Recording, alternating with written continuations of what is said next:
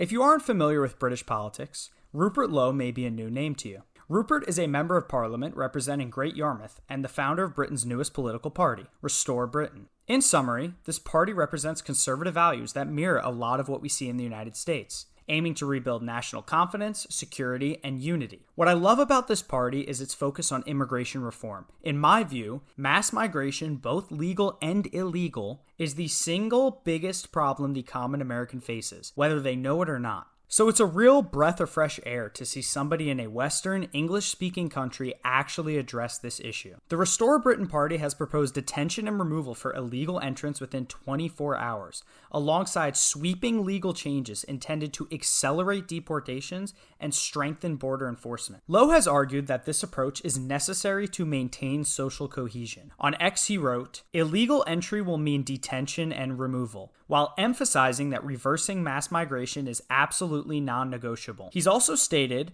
that far more people must leave Britain than arrive, because a country, quote, "cannot survive without shared expectations and a shared culture." My favorite quote from him is, "We will discriminate. We will look at the facts and then discriminate." These policies would obviously ease pressure on housing and public services, reinforce the rule of law, and create a more sustainable immigration system that prioritizes national stability. This is something people on the far right, like myself, have been talking about for years. While rhinos and establishment Republicans say that they're tough on immigration, we rarely see any action. In fact, Donald Trump's deportation numbers are less than Obama's and Bush's on a per-year metric. And he just surrendered Minneapolis to leftist agitators instead of doubling down and carrying out the much-needed mass deportation. And don't get me started on Republicans who support visa programs. These programs disenfranchise American students, workers, and families while promoting international migrants. Restore Britain also focuses heavily on welfare reform and public safety. The party proposes a participation-based welfare system built on the principle that if a person is capable of working, then they must, with repeated refusal resulting in the loss of benefits. Reduction in this category of fraud is integral in America as well. We see rampant fraud in democratic cities like Los Angeles, Philadelphia, Minnesota, Chicago, New York, but nothing is done about it. Targeting this fraud would encourage employment, reduce long-term dependency, and ensure that taxpayer resources are directed towards those who genuinely need assistance. We have homeless veterans on our streets, while taxpayer funding finances benefits for migrant families with 1 million kids. Lowe has additionally pledged tougher responses to major criminal offenses and greater accountability across the justice system, presenting these measures as essential steps towards restoring order and strengthening public trust in government institutions. Early polling cited by Lowe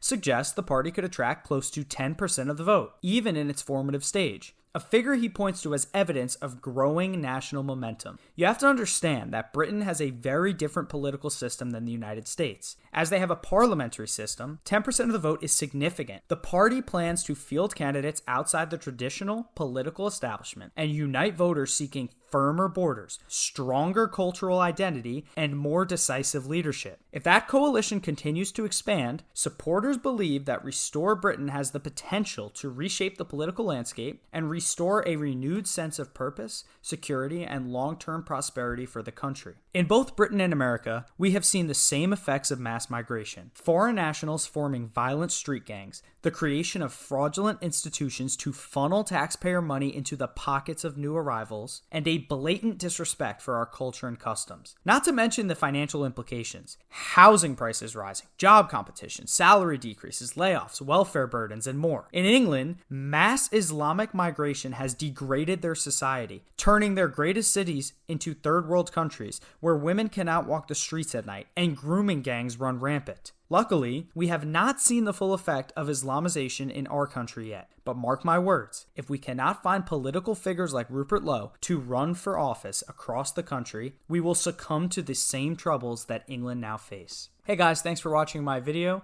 Let me know what you think down below. If you're from England, let me know what you think of Rupert Lowe. I've actually been to London myself, and I thought it was a great city, and it's terrible to see just how far it's fallen lately. So let me know what you think down in the comments, and thanks for watching.